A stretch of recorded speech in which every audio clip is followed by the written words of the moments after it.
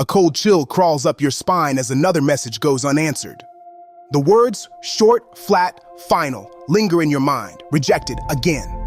You stare at the blue light of your phone until your own reflection stares back. What do you do now? The things you think about determine the quality of your mind. Your soul takes on the color of your thoughts. Meditations 5.6. Some rejections stain the world gray. You replay it. Why didn't they call back? Why wasn't I chosen? Each time you tell yourself the story again, that story soaks deeper into you. The Stoics insist, what you dwell on, you become. Every rumination, every meditative replay shapes the very atmosphere inside you. Modern life feeds the cycle. You scroll, you see perfect profiles, smiling colleagues, endless resumes. You start to believe your own failures mark you forever, tattooed on your soul. But Marcus Aurelius offers something sharper. Your mind is not a passive sheet, it is a painter. Each thought is a new color, bleeding into the next. Even after the moment of loss, you decide what shade stays behind. If you're living in rejection, try this. Catch the moment when your mind turns to anger or self-pity. See what color creeps in. Ask yourself, just for today, what would happen if I let these thoughts pass instead of staining the walls? Look inward. Don't let the special quality or value of anything escape you. Meditations 7:59. Failure becomes a mirror if you let it. Most people flinch away. They only see the surface crack, the interview that didn't go, the relationship that ended, the conversation that turned cold. They miss the deeper truth buried underneath. The Stoic move is to look inward, not outward. Not because you want to overanalyze, but because there is something essential hidden in every loss. Values, skills, that small flicker that survived the fallout. Every time you lose something, you gain a rare opportunity. You get to notice what remains. Your strength, pressed but not broken. Your values, tested by fire. The things that can't be taken, no matter how heavy the rejection lands. Try this tonight, when you sit alone with your thoughts. Instead of running from the sting, lean in. Ask, what is left that is precious? What part of you didn't shatter? The properties of a rational soul. It sees itself, it shapes itself, it makes itself whatever it chooses to be. It reaps its own harvest. Meditations 11:1. Imagine standing in a dim-lit room, looking in the mirror after bad news. You're not just the person in the glass, the one who failed that test or lost that opportunity. You are also the architect still holding the blueprint. Marcus Aurelius, emperor in the chaos of Rome, staring daily into disappointments and betrayals. His reminder is plain. You get to design your inner world, no matter what arrives from outside.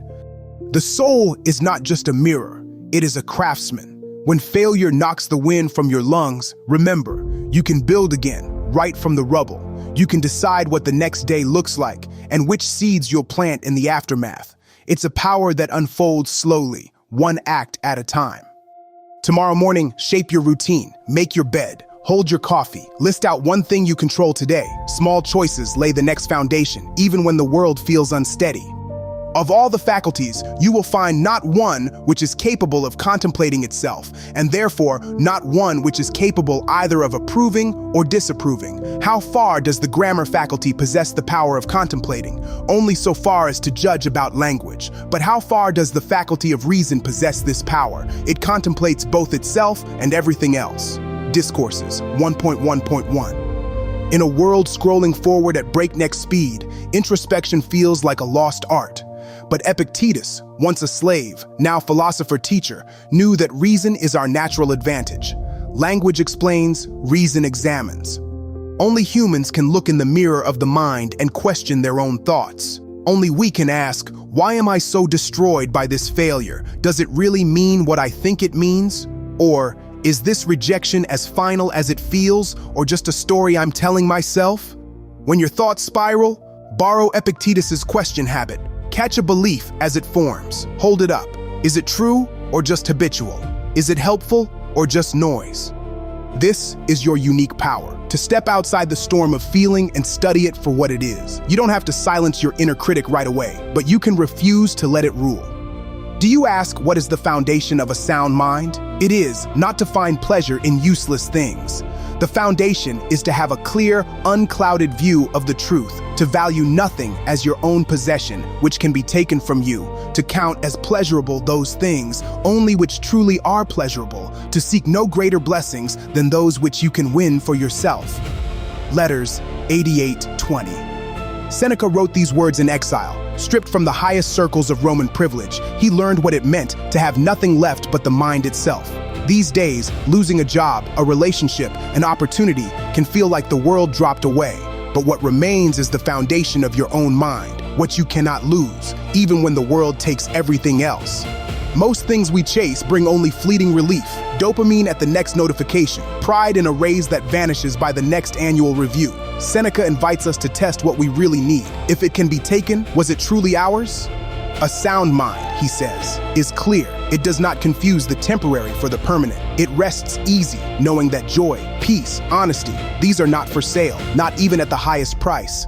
Before bed, choose one pleasure that doesn't depend on fortune or applause. Silence, a friend's voice on the phone, honest work, well done. This is the foundation that will hold after rejection. None of these things are ours. They have flowed to us through others, have merely passed through us. So let us say goodbye to those things which belong to others, and let us steer our minds to the finding of truth. Letters 33:7. It's tempting, in the shadow of failure, to believe everything was meant to be permanent. But Seneca saw the world as a river, possessions, praise, even people drifting by. We try to clutch it all, thinking if we grip tightly enough, loss will spare us. But the wiser move is to let go. Stand on the shore. Let each thing pass with a nod of gratitude, not desperation. This is not coldness, it's clarity. What matters, what lasts, is not what you grasp, but what you understand. Steer your mind to truth, he says, when all else floats away. Ask after failure, what is real, what is lasting, what is yours, even now. Sometimes the only thing you get to keep is the lesson itself. Do not waste what remains of your life in speculating about your neighbors, unless with a view to some mutual benefit. To wonder what so-and-so is doing and why, or what he is saying, or thinking, or scheming. In a word, anything that distracts you from fidelity to the ruler within you. Meditations 3.4. Scroll for too long. Social media, office rumor, holiday gatherings, and the mind begins to wander. You compare. Why did she get the promotion? Why does he always seem to win? What's wrong with me? Marcus Aurelius cautions. Every hour you spend worrying about others' lives is an hour lost from your own. Even a Roman emperor, beset on all sides, had to remind himself, don't give away your life to distractions. The ruler within you, your core, your character, needs your attention. You owe it to yourself to return to your own work, your own values, your own peace. When envy or regret creeps in, use this Stoic practice. Notice when your thoughts drift to others. Call them back. What can you do right now to strengthen the ruler within you? One action, no matter how small. Rejection hurts. Failure leaves a mark. But every Stoic line here points to the same quiet freedom. You own your response, always. You choose the color of your thoughts. You steer your mind toward what cannot be taken. Let the world flow by. Stand quietly at the center, shaped but unbroken. In every loss, there is something real left behind, the chance to practice, to see yourself, to become. If this stayed with you, there are more stories like it waiting. Stay a while. The deeper lessons are only beginning to unfold.